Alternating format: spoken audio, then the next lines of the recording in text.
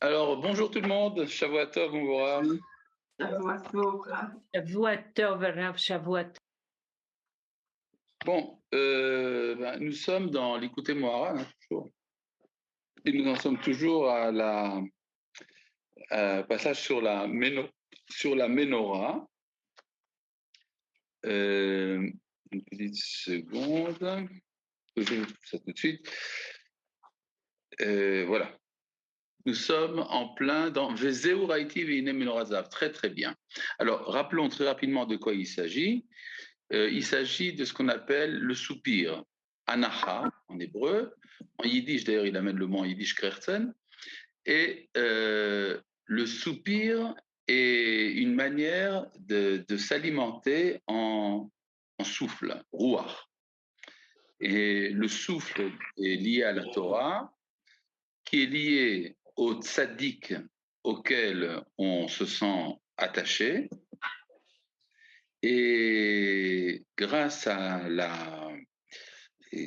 cet attachement au tzaddik qui est attaché à sa Torah, qui est attaché à la prière, c'est alors que l'on peut dominer les Rechaïm. Les Rechaïm, eux aussi, ont un souffle qui leur vient de ce qu'on appelle Rav des Klippa. Rav des Klippa, c'est, si vous voulez, c'est le rabbi, mais du côté du mal, du côté de l'écorce, et il est appelé Aloufé Edom, ou Aloufé Esav. Ce sont les chefs de tout l'aspect essavien, Ésaü, le frère de Jacob. Et il faut faire attention quand on essaye de s'attaquer au mal. Si on s'attaque au Réchaïm, ne peut le faire qu'un tzaddik gamour. C'est quoi un tzaddik gamour? C'est celui qui a totalement évacué le mal qu'il y avait en lui. Et donc, il ne risque pas, dans sa confrontation avec le rachat, il ne risque pas d'être lui-même atteint par le mal du rachat. Et ça demande de la part du tzaddik de faire un travail grâce auquel il pourra vaincre ce qu'on appelle les quatre éléments qui sont l'eau, le feu, l'air et la terre, qui représentent les mauvaises midotes, les défauts de la personnalité. Et ces défauts-là, en fait, ont une origine pure. Ce sont les 4 lettres du nom de Dieu, mais il faut être pour cela donc un tzaddik gamour. Le tzaddik gamour est celui qui s'attache, donc je reviens à la prière. De la prière, il a la Torah. De la Torah, il a un souffle, et ce souffle, il le transmet à ses chassidim à travers leur soupir. Et ce que ça nous donne, ça correspond également, la prière ressemble à une source qui alimente le jardin étant la Torah, la sagesse de la Torah. Dans le jardin grandissent des plantes. Les plantes sont les neshamot, les âmes des enfants d'Israël qui sont liées au tzaddik en question. Et de là, le fleuve, ça ressemble au fleuve qui alimente le jardin d'Éden et qui après se sépare en quatre affluents. Misham Yipared Vayel Arba Nashim, l'Arba Arashim, ça veut dire il se sépare du mal. Et comme ça, c'est ainsi que le fleuve en question alimente le tzaddik Gamour qui va dominer les défauts, qui va permettre aux âmes d'Israël de se relier au souffle du tzaddik. Voilà, tout ça, c'est ce que nous avons vu la dernière fois. Et tout ce que nous avons dit, maintenant, va... Et tout ce que nous avons dit maintenant va expliquer les versets qui concernent la Ménorah qu'a vu le prophète Zecharia. Vezehu, c'est pour ça qu'il est dit. Voilà, nous rentrons maintenant dans le texte. Ra'iti veine menorat zahav. J'ai vu un chandelier en or. C'est quoi le chandelier en or? Il y a Torah, c'est la Torah. Pourquoi? Parce que de la Torah, il est dit que des paroles de la Torah qu'ils sont nehemadim mizahav, plus chérissables que l'or. Et donc, quand on parle de l'or, on parle de la Torah. Vegulla al-Rosha est une source au-dessus de sa tête. Peresh Rashi, Marian. Et Rashi a expliqué qu'il s'agit d'une source. Ou Ma'ayan Hayotse Mibet Hashem, c'est la source qui sort de la maison de Dieu, ou Atfila, qui est la prière. Veshiva Nerotea, et elle a 7 lampes. Hem Haneshamot, ce sont les âmes d'Itrebi ou Bagan qui ont grandi dans le jardin. Anechlakim, les Sheva Kitot, qui se séparent en 7 groupes différents. Il y a une source dans le Zohar qui le dit. Shiva ve Shiva Mutsakot, elles sont 7 fois 7 coulées. Hem Arbaim Vetisha Orot, c'est-à-dire que ce sont les 49 lumières, Sheu Or Aganuz Leatid, qui est la lumière qui est cachée pour le temps à venir. Birchinat Eden, qui est cet avenir étant le Eden, Ain Loraata, que aucun œil n'a jamais vu, Sheu Birchinat Atefila Kanal, qui correspond à la prière comme nous l'avons dit. Ushnaim Zetim Alea, et le prophète continue en disant, il y avait là-bas 2 oliviers à ses côtés, Piresh Rashi, Shnei Ilanot. Et Rashi a expliqué que les 2 oliviers, ce sont 2 arbres. Haïnu, Ilana de Chayev, Ilana de Mota. Il s'agit de l'arbre de la vie et de l'arbre de la mort, Haïnu Tovvara, qui est celui du bien et du mal. Comme nous l'avons vu, Canal, Vezeu, Echad Mimin, Vechad Misemol. C'est pour ça que le prophète dit qu'il y a un arbre à droite et un autre arbre à gauche, ou Misham Nipared, et de là ils se séparent. Shenifrad Ara Meatov, Zeleyamin Vezelismol, de sorte que le mal se sépare du bien, l'un va à droite et l'autre va à gauche. Si vous avez bien compris toute l'interprétation du verset, ça reprend tout ce que nous avons dit jusqu'à présent, mais ça se retrouve dans la vision qu'a eue le prophète. Vaomar et la malach ma elle vayan. Et j'ai demandé à l'ange qu'est-ce que c'est. C'est ce que dit le prophète. Le prophète demande au prophète qui parle en lui qu'est-ce que sont que tous ces symboles.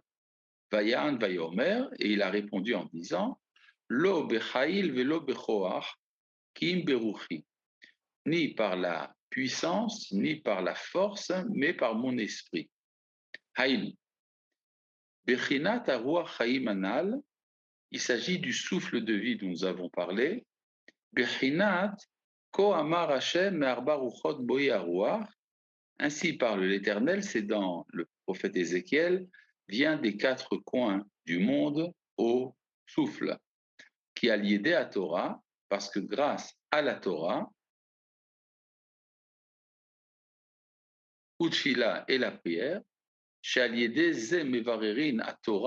Atov Minara Canal, c'est ainsi qu'on fait la séparation du bien et du mal, comme nous l'avons vu, chez Bechidat Kol Marea Menora Canal, qui est tout ce que représente la vision du chandelier, Aliedeze Zoché les Ruach Chaim, c'est ainsi qu'il trouvera le souffle de vie, Vinishlam Kol Achesronot Canal, ainsi, et c'est comme ça que se rempliront tous les manques. Voilà. Donc, si c'est clair, on va continuer. Je n'explique pas trop parce qu'en fait, c'est une répétition de tout ce que nous avons vu, mais à travers la vision du prophète Zecharia. Vezeu, et c'est comme ça qu'il explique le verset que nous avons vu, L'Obechaïl ve'lobechoar.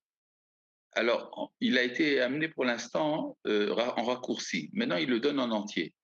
L'Obechaïl ve'lobechoar, ni par la puissance, ni par la force, Kim beruchi amar Hashem tsevaot, mais uniquement par mon esprit, par mon souffle, dit l'Éternel des armées. Miata haragadol lifne Zerubbabel les Mishor. Qui es-tu, grande montagne, face à Zerubbabel? Tu deviens plate. Qui Zerubbabel aya aza tzadik ador, parce que Zerubbabel, à l'époque, était le tzaddik de la génération. C'est-à-dire, ça correspond à ce qu'on appelle le Rav d'Ekdusha, le rabbi du côté de la sainteté. Et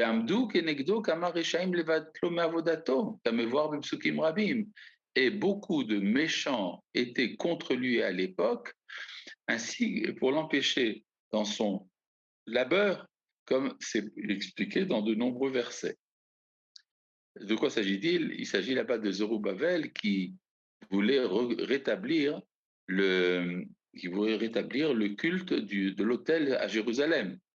Et il avait évidemment des ennemis qui essayaient de l'empêcher. Valzen et Marsham, et c'est de cela dont il est dit là-bas, lo bechail velo bechoar, ni par la puissance, ni par la force kimberuchi, mais uniquement par mon souffle. Shalide bechinat amshachat arwach chaim manal shemamshich hatzadik agamur kanal, car en amenant un supplément de souffle de vie par le tzaddik gamour, comme nous l'avons dit plus haut, c'est comme ça qu'il peut abaisser et faire tomber tous ses ennemis, ainsi qu'il est dit, Miata Aragadol ifne Zerubbabel et Mishor. Qui es-tu, grande montagne devant Zerubbabel, tu deviens plate. Chez Kol Amonim Haomdim Lefanav Kehar, car tous ceux qui essayent de l'empêcher, qui tiennent devant lui comme une montagne, Kulam Yidbatlu Alide Bechinat Arwah Chaim Manal Kanal, tous seront annulés par ce souffle de vie. Donc jusqu'à présent, c'était clair. Maintenant, ça va nous permettre de comprendre d'autres passages de la Torah, entre autres un passage du livre de Shemot et un autre passage du livre de Tehilim. Alors qu'est-ce qu'il dit dans Shemot? Voir les malak et Awachaim ou Torah. Nous avons expliqué plus haut que le souffle de vie dans la Torah, ainsi qu'il est dit, le souffle de Dieu planait sur la face des eaux, et on avait vu que le mot maïm et le ruach merachefet, tout cela correspondait à la Torah. C'est pour ça que lorsque nous étions en Égypte, avant de recevoir la Torah, il n'avait pas d'où tirer ce souffle de vie. Nehemar Bahem, il est dit de Mikotzer Ruach. Ils étaient avec le souffle court, c'est-à-dire ils étaient impatients. En hébreu, Erechapaim veut dire, ou bien Orech Ruach, ça veut dire la patience. Kotzer Ruach, c'est l'impatience.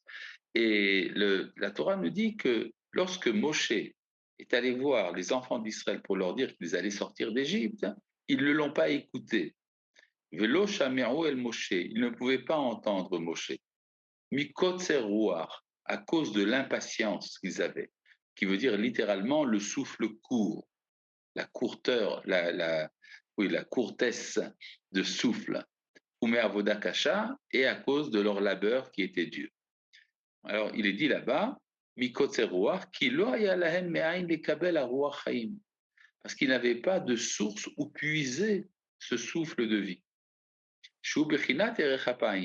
Qui donne la patience. Ma'arich ruhe, il allonge le souffle, canal comme plus haut. C'est pour ça qu'il est dit d'eux, c'est de nos ancêtres, la courtesse de souffle, qui est le contraire du souffle, de la longueur de nez, qui est le souffle de vie, que l'on puise en soupirant pour compléter son manque, comme nous l'avons dit. Car le souffle remplit le manque. C'est pour ça qu'il est dit, comme il est dit, il te donnera les désirs de ton cœur. Ça, c'est donc pour le verset de Shemot. Et là, ça va nous amener au verset de Tehilim. Vezebichinat, archev, picha, va'amal ehu. C'est pour ça qu'il est dit, élargis ta bouche et je la remplirai. Shenitmala achisaron. Ça veut dire quoi, élargir la bouche? C'est demander. Va'amal ehu, je remplirai ce que tu demandes. Vezebichinat, melofum. C'est ça que représente la voyelle Melafoum. Melo-poum, ce qui veut dire remplir la bouche. C'est quoi le Melafoum? Melafoum, c'est l'ancien nom du Shuruk. C'est-à-dire, si vous voulez mettre la voyelle ou en hébreu, vous écrivez un vav et vous mettez un point au milieu du vav. Ça s'appelle Shuruk, ça s'appelle également Melafoum. C'est-à-dire, ça remplit la bouche. C'est-à-dire, c'est là, le ou, c'est quand la bouche est exactement horizontale. C'est-à-dire, vous sortez de l'air à travers un canal direct. Contrairement, par exemple, au pririk, qui est un i, où vous fermez un peu la bouche, ou bien le cholam, où vous ouvrez la bouche vers le haut. D'accord? Donc, melofoum, ça veut dire le shuruk.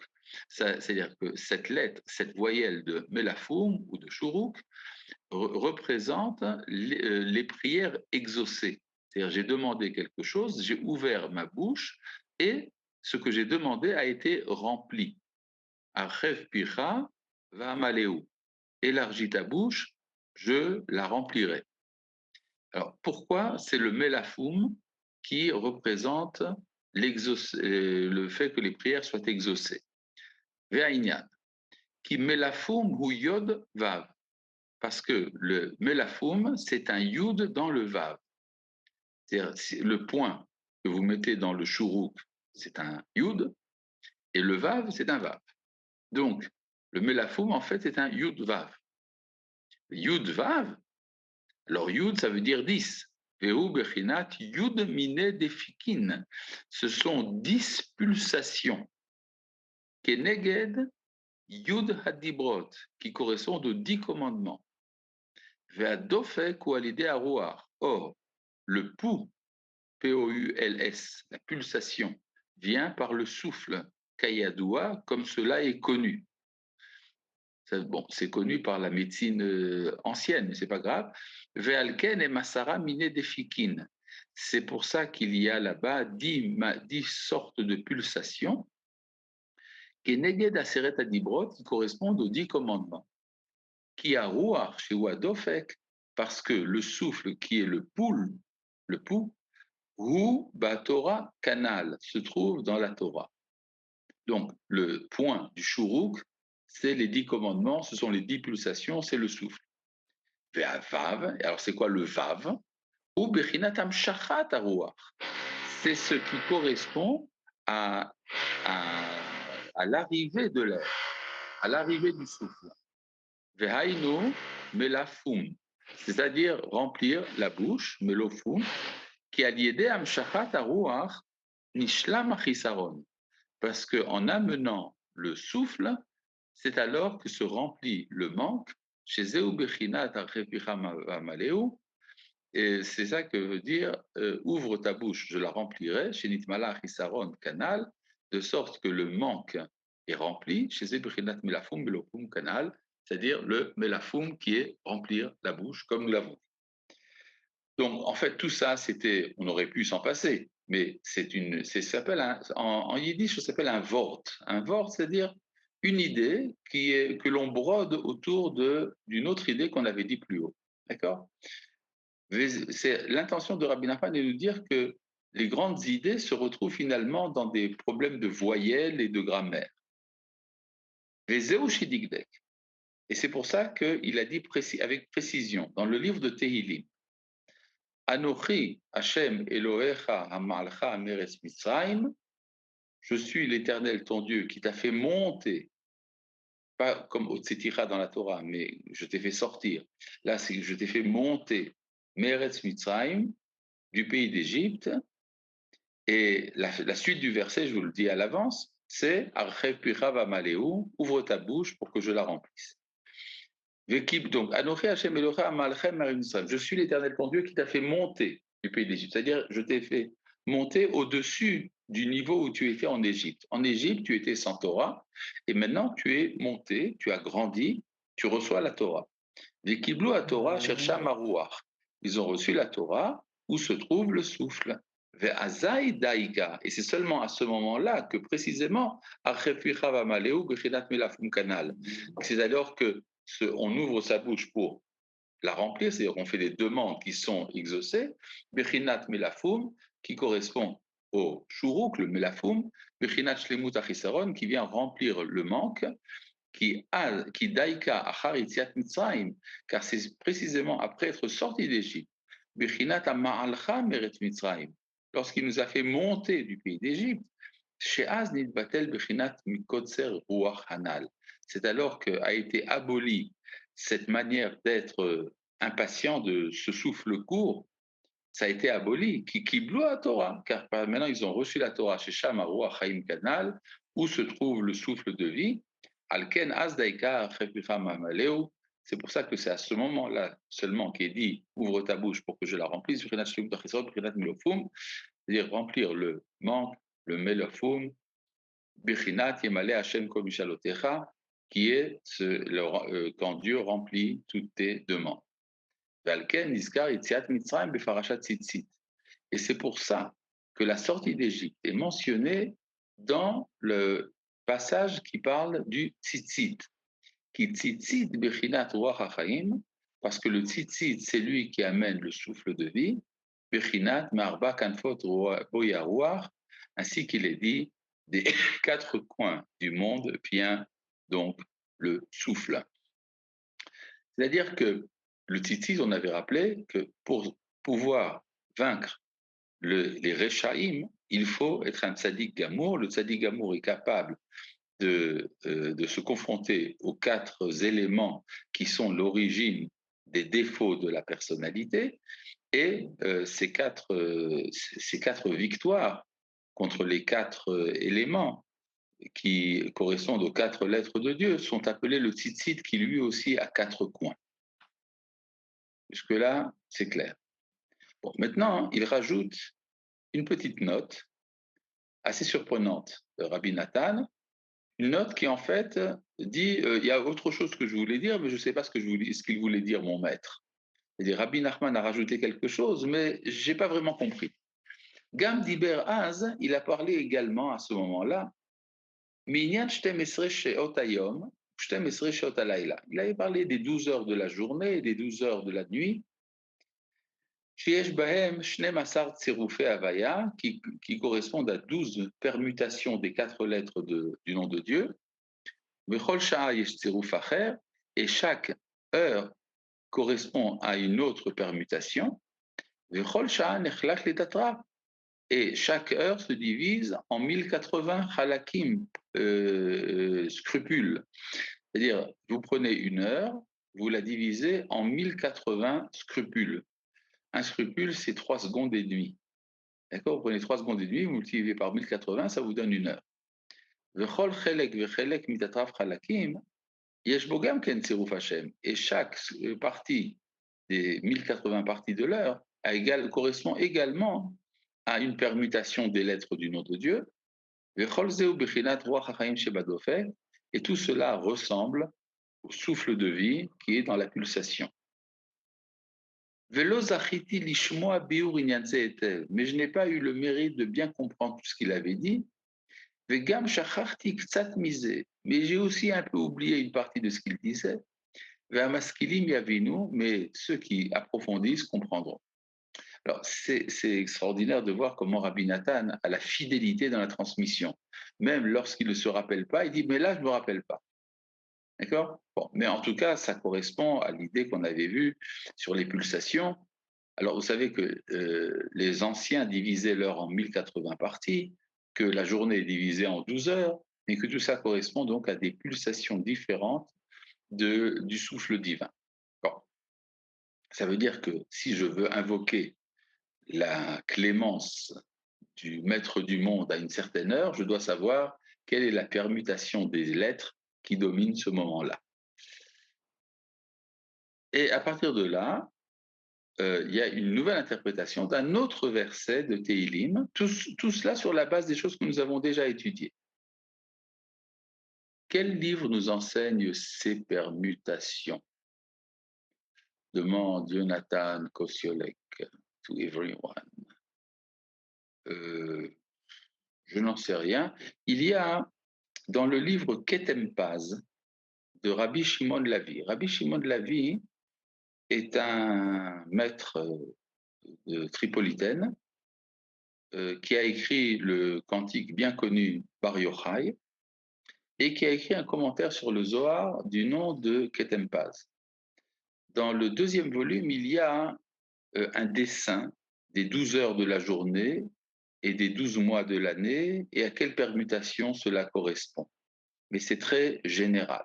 Mais ça vaut la peine de jeter un coup d'œil de ce côté-là. Le Ketem Paz. Bon, je reviens sur l'interprétation du verset de Tehilim. Rechev Elohim ribotaim alfe shin'an. Bon, alors d'abord, ce que veut dire le verset en clair, ça fait partie du Mizmor que les Sfaradim récitent le jour de Shavuot. Ça parle, entre autres, il y a des allusions au don de la Torah. Alors, Rechev Elohim, ça veut dire les véhicules de Dieu. Ribotaim sont 20 000. Ribo, c'est 10 000, une myriade. Ribotaim, c'est 20 000. Alfe Shin'an, des milliers d'anges. Shin'an est un des noms des anges. Il y a 10 noms pour les anges, un d'entre eux, c'est Shin'an. Et les Chachamim ont compris ça de cette manière. Ribotaim, c'est 20 000. Alfe, c'est 2 000. Ça veut dire qu'il y a dans le char céleste, il y a 22 000 anges qui soutiennent le char d'en haut, qui correspondent aux 22 000 membres de la tribu de Lévi. Dans le livre de Bamidbar, la tribu de Lévi est comptée, elle est composée de 22 000. Mais il y a également un texte dans le traité de Avodazara qui comprend ça autrement. Ça veut dire, Ribotaim Alfeshina ne veut pas dire 22 000, mais veut dire 18 000. Comment est-ce qu'on est arrivé à 18 000? C'est très simple. Vous prenez 20 000, Ribotaim, et vous enlevez 2 000. Alfé, Shin'an, ça veut dire She'einan, qui ne sont pas à compter. Donc 20 000 moins 2 000, ça vous donne 18 000.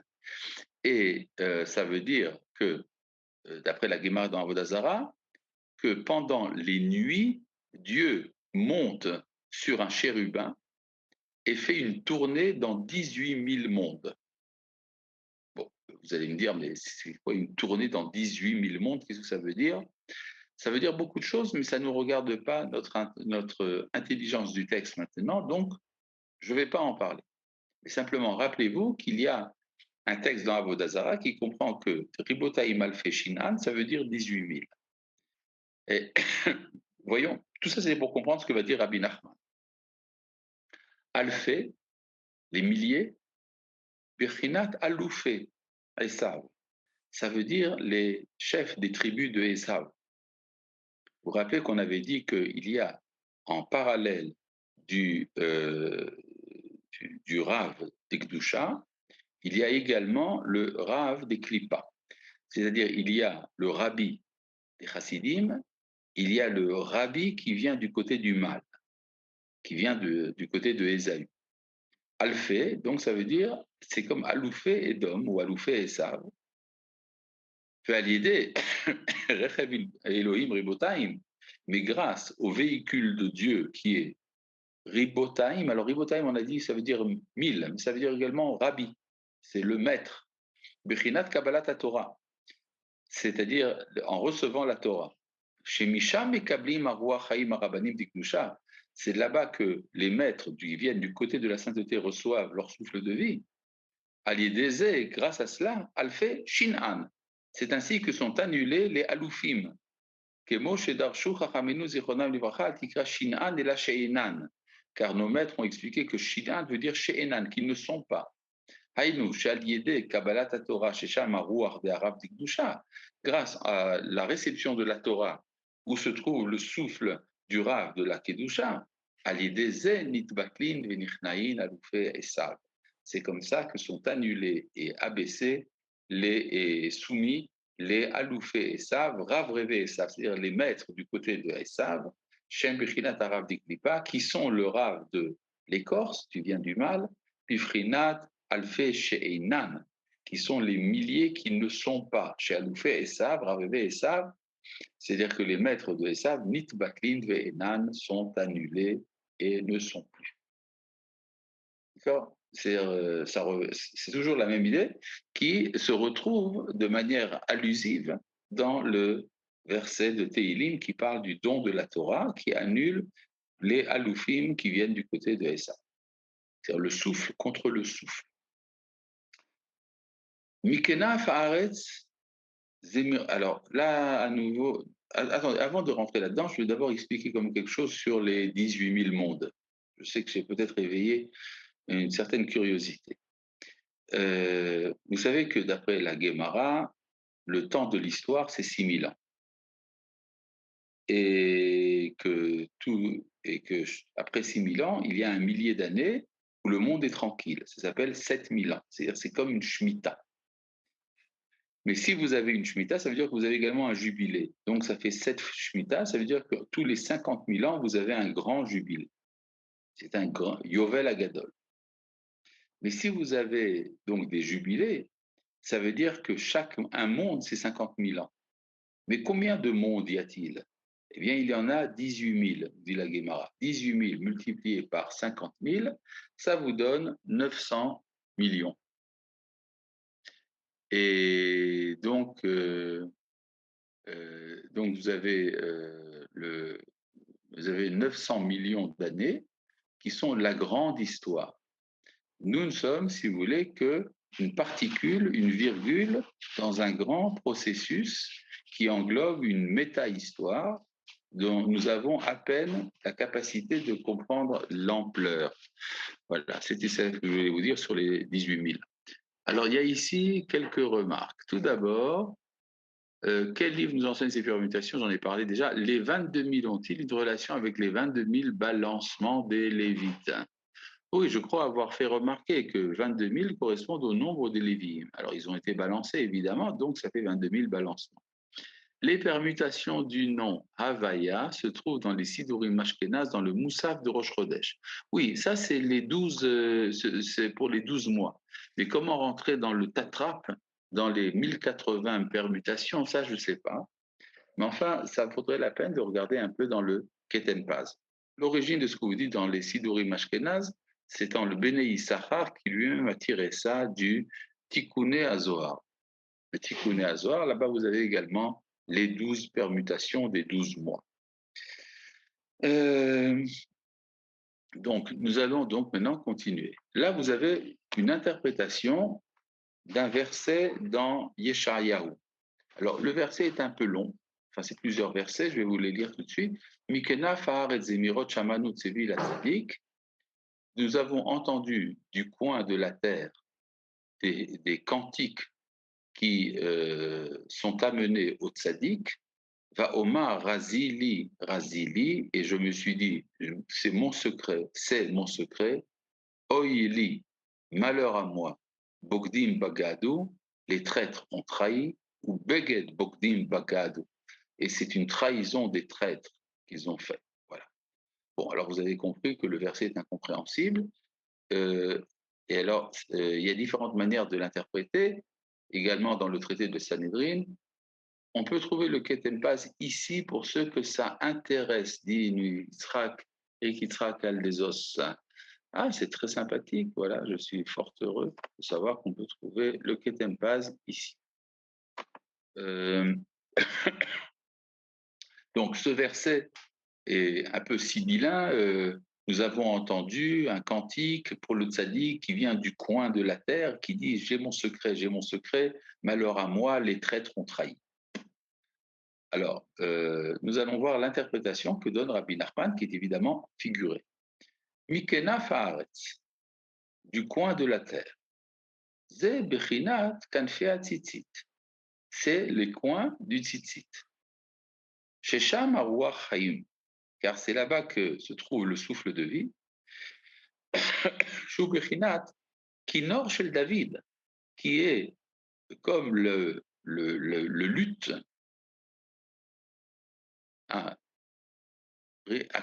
réactide.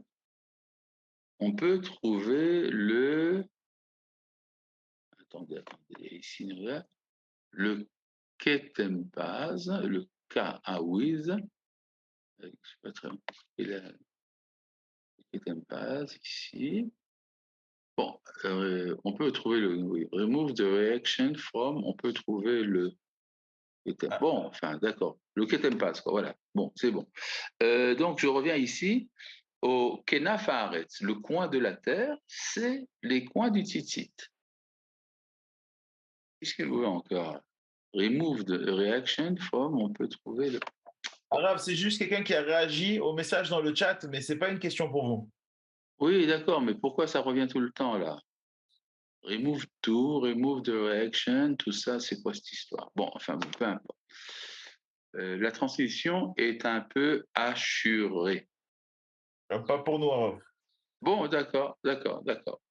Bon, donc je reviens ici au coin du tzitzit qui ressemble, qui est le souffle de vie, qui est le luth du roi David, Sheaya Menagen Alede Ruach Tzfonit Kanal, qui jouait de son luth avec le souffle qui venait du nord, qui a Negina Vazemirot, parce que la musique et les cantiques Nimshachim Me'aruach Chaim Shebekanferea sont tirés du souffle de vie qui se trouve dans les ailes des poumons. C'est-à-dire le poumon est fait de plusieurs, j'ai oublié comment ça se dit en français, canferea. Lobe. Les quoi, les alvéoles. Lobe. Les quoi? Les lobes. Les lobes, voilà, c'est ça, les lobes. Les lobes, merci David. Les lobes du poumon, Kayadoua, parce que pour respirer, on a besoin des poumons. Donc, ce sont les lobes qui vont donner le souffle. Combien de lobes y en a-t-il? Il y en a 5, on va voir que c'est important. Kayadoua, Vezeu, Zemirot, Shamanu. Et c'est comme ça que nous avons entendu une chanson, Bechinat Anigun Shel Kinor David, qui ressemble donc à la musique que faisait le luth du roi David, Sheu Bechinat Aruach Chaim, qui est le souffle de vie, Sheu Bechinat Kanfei Tzitzit, Bechinat Miknaf Haaretz, qui est les coins des tzitzit qui sont appelés les coins de la terre, les désert. Et c'est comme ça que Machni'in Areshaim, que l'on peut vaincre les Reshaim, Bufrinat, ainsi qu'il est dit, les Echos Bechanfot Haaretz, lorsque l'on s'empare des coins de la terre, donc il s'agit des tzitziot, Veyina'aru Reshaim Imena, de sorte que les Reshaim en sont rejetés, évacués. Vezeu Tsevi la Tzadik. Et c'est pour ça qu'il est dit que c'est amené au Tzadik, le mot Tsevi, qui veut dire un désir, signifie d'après Rashi, Piresh Rashi, Atid liot matzav utkuma la tzadikim. C'est alors que viendra un rétablissement et une tenue des tzadikim. Haïnou, canal, c'est-à-dire, comme nous l'avons dit, quelle idée à canal, car par le souffle de vie, comme nous l'avons dit, alors les tzadikim vont dominer les Rechaim. Vezeu va Omar, Razili, Razili, Oili. C'est pour ça qu'il dit mon secret, malheur à moi, Piresh Rashi. Rashi a expliqué, chez Niglouli, Shnerazim, que 2 secrets m'ont été révélés, c'est-à-dire au prophète. Raz pour Anouyot, Veraz Yeshua. Le secret des catastrophes et le secret de la délivrance.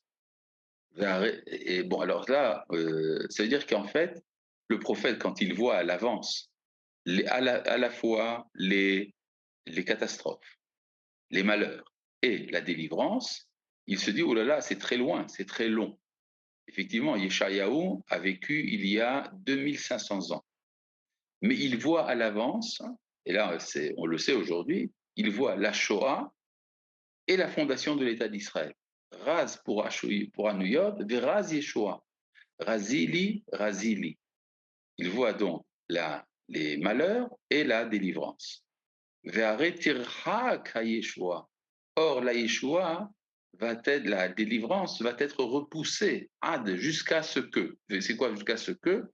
Alors là, la Gemara nous dit que c'est ça ce qu'il dit Beged Bogdim Bagdou, Beged Bogdim Bagdou, c'est-à-dire les traîtres ont trahi, et à nouveau les traîtres ont trahi, ça veut dire qu'il y aura 2 fois destruction du temple, et seulement après un long exil viendra à la fois le malheur et la délivrance.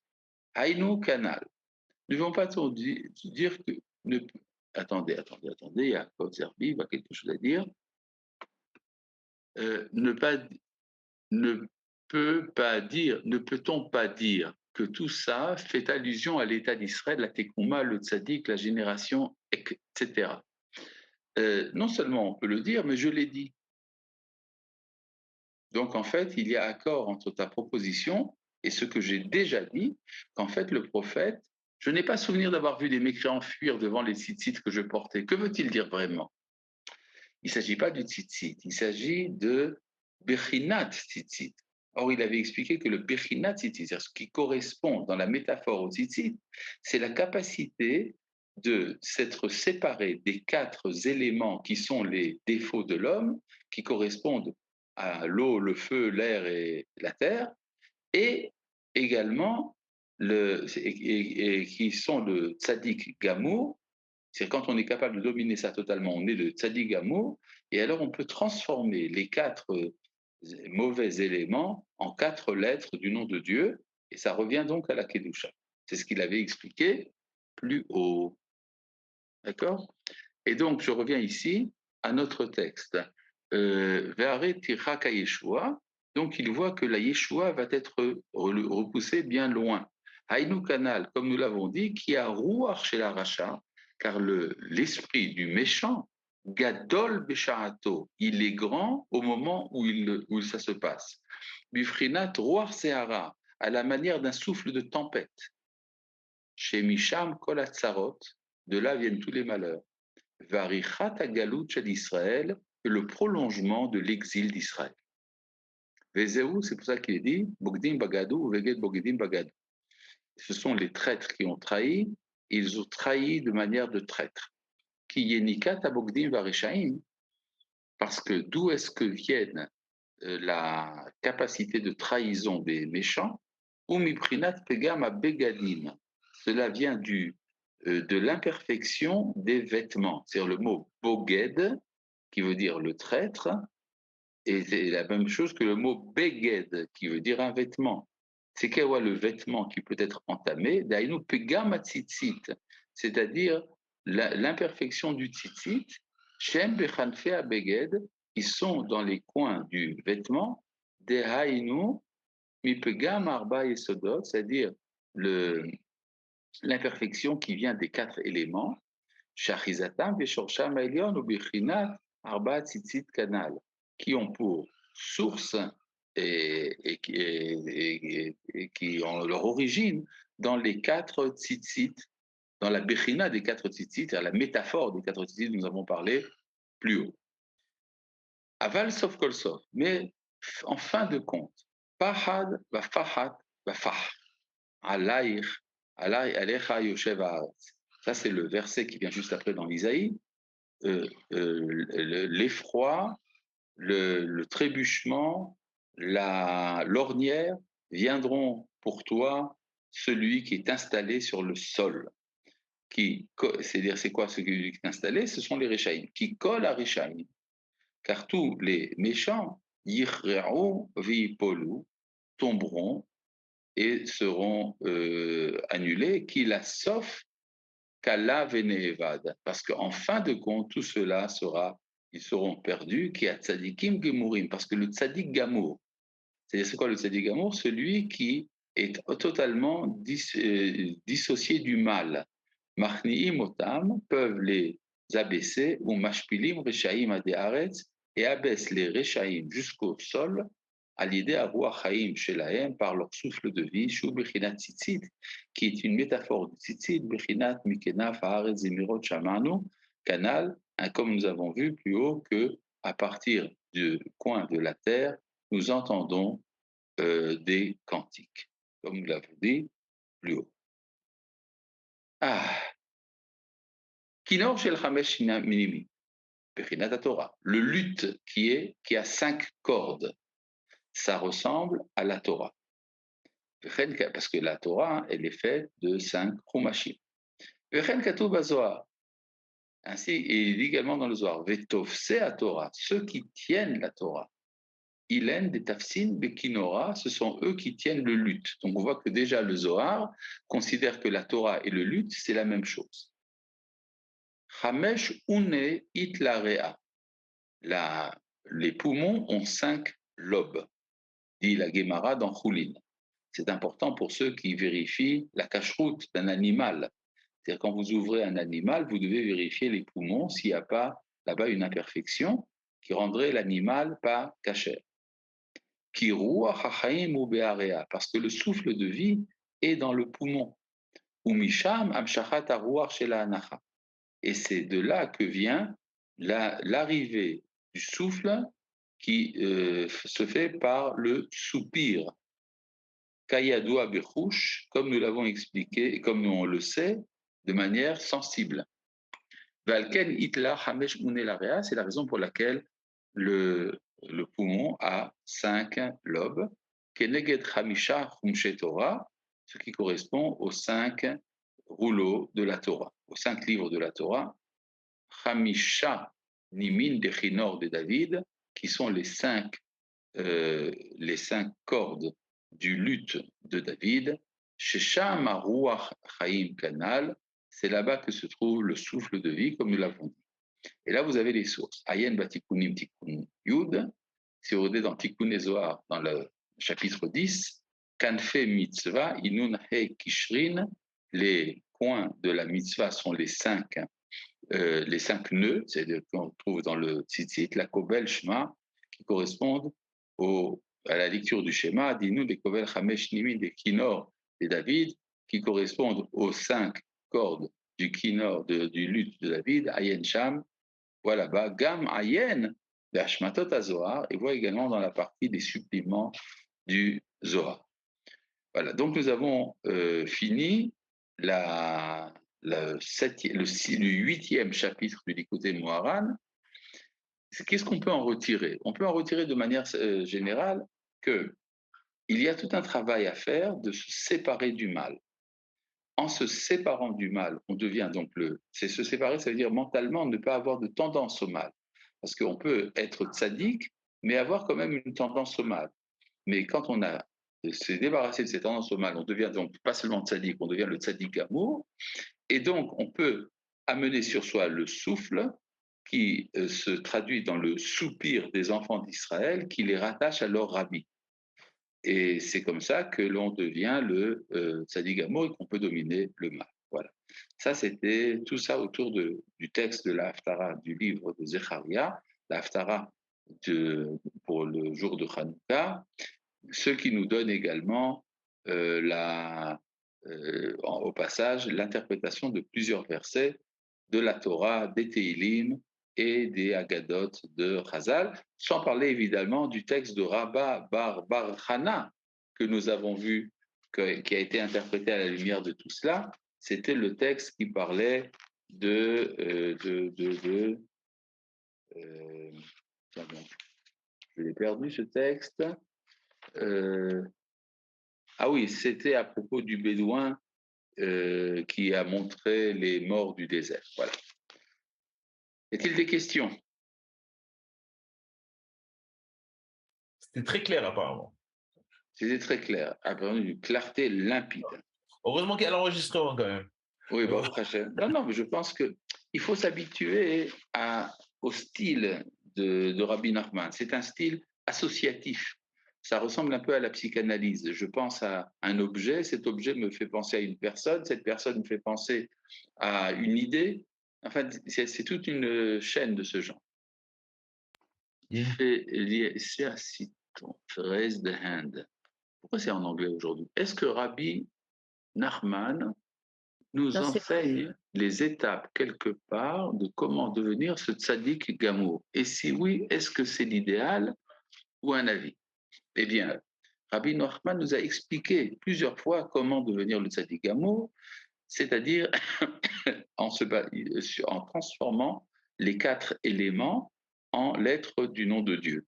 Les 4 éléments, il les a expliqué à quelle mauvaise qualité, enfin à quel défaut ça correspond dans, dans un des chapitres précédents. Mais si vous voulez, l'ensemble de cette idée se trouve bien explicité dans le Sha'arei Kedusha.